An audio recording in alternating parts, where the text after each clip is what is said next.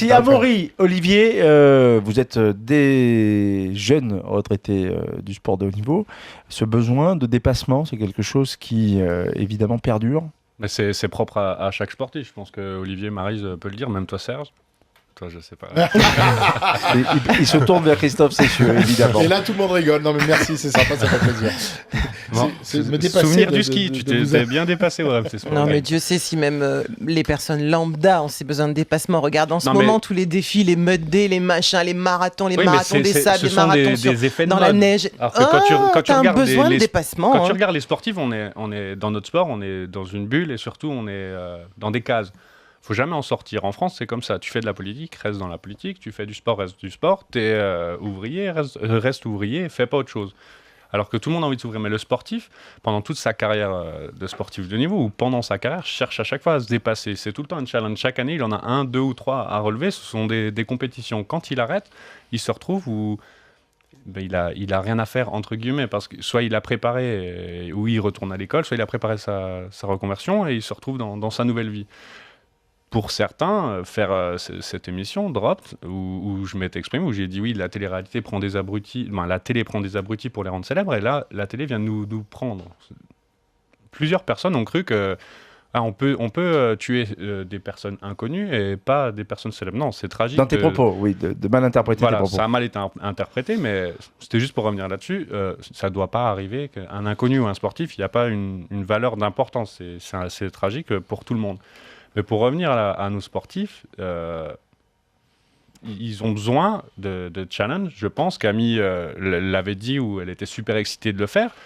Je pense qu'à un moment donné, dans ta reconversion, tu rames un peu, tu cherches ce que tu veux faire. Tu as plein de projets. On avait vu Camille qui les avait exposés, je crois, quand elle a annoncé sa retraite, où elle a dit « j'aimerais faire un truc, j'ai un truc avec les médias, j'ai un truc avec ci ». Et beaucoup de sportifs sont dans ce cas en reconversion. Je ne sais pas si vous êtes tous d'accord avec moi. Bien sûr. Et en fait, on a plein de projets, mais ce n'est pas un projet réel où c'est du long terme. On a l'impression que c'est que des petits trucs, c'est du one-shot.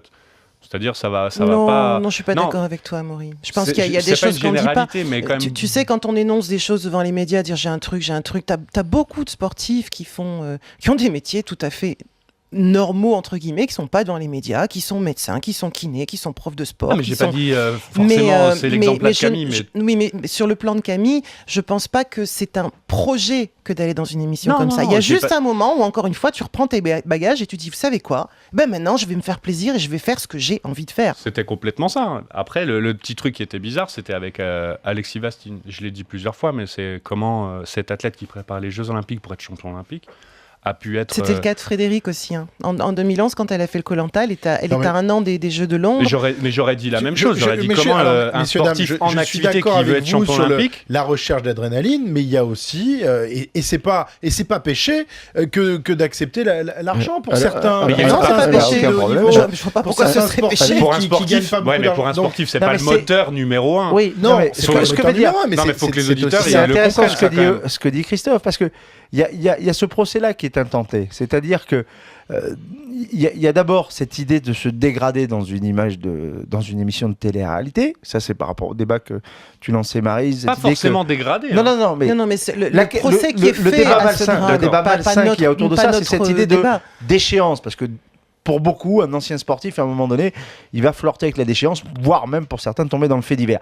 Donc là, je pense qu'il y a quelque chose qui rentre un petit peu en résonance avec ce cliché-là, avec le cliché de la télé-réalité, et le cliché effectivement de cette espèce de course à l'argent que auraient les sportifs de manière indécente, etc. Alors qu'effectivement, je trouve ça assez incroyable dans la mesure où on est tous citoyens. À un moment donné, on recherche une certaine économie. Après, tu sais que le sportif a eu des gros contrats d'image, donc il y a eu beaucoup d'argent, des sponsors et compagnie. Un jour, tout s'arrête quand il se met à la retraite. Oui, mais c'est l'occasion aussi de relancer contrats d'image. Laissez-moi finir. Oui, ça dépend qui. Il y a une certaine somme d'argent. Après, quand tu arrives on te propose ce projet ou un projet de télé ou d'aventure, là, d'un coup, tu réfléchis à deux fois quand même. Mais je dis, c'est pas le moteur numéro 1. Il y a 90% où c'est le challenge, le dépassement de soi. Et après, il y a quand même le financier. Même si ça l'était, 90% des gens ont des métiers qui ont une motivation financière et économique, et c'est tout à fait normal. Il n'y a aucune raison que les sportifs, encore une fois, c'est vendre une image d'Épinal des sportifs où on serait détaché de toute contingence matérielle. On fait des choses pour le plaisir, pour l'adrénaline, des choses pour l'économie et des choses où les trois se mêlent. On a le droit d'avoir un moteur économique comme tout le monde. Olivier. Arrêtez avec ce truc de l'argent. On a entendu, en fait, il y avait une voix que vous n'avez pas reconnue, c'était celle de William Forge, c'est le compagnon de Camille.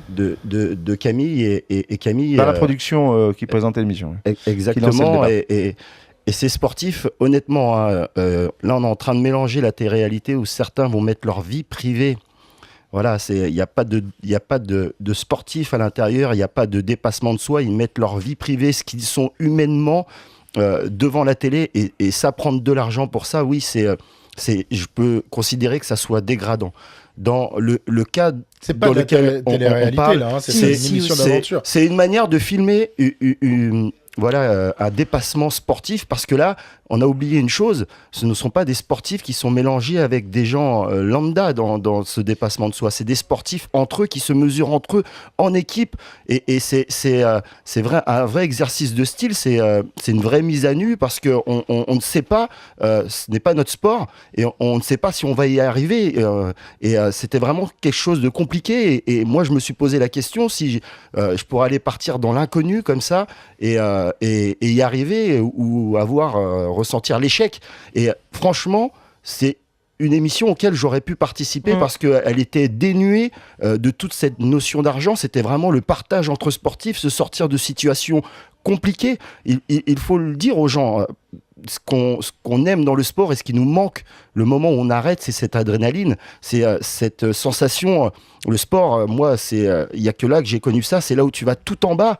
Et c'est là où tu peux aller tout en haut, qui te donne vraiment cette latitude entre le haut et le bas. Et à un moment, ça te manque. Même si tu fais des choses passionnantes dans la vie. Et on le cherche ailleurs. Et là, tu te retrouves entre sportifs et que tu as cette occasion de retrouver ces sensations, d'aller chercher le plus haut et le plus bas de toi. Et donc, ce débat sur l'argent, non, pas dans ce cas-là.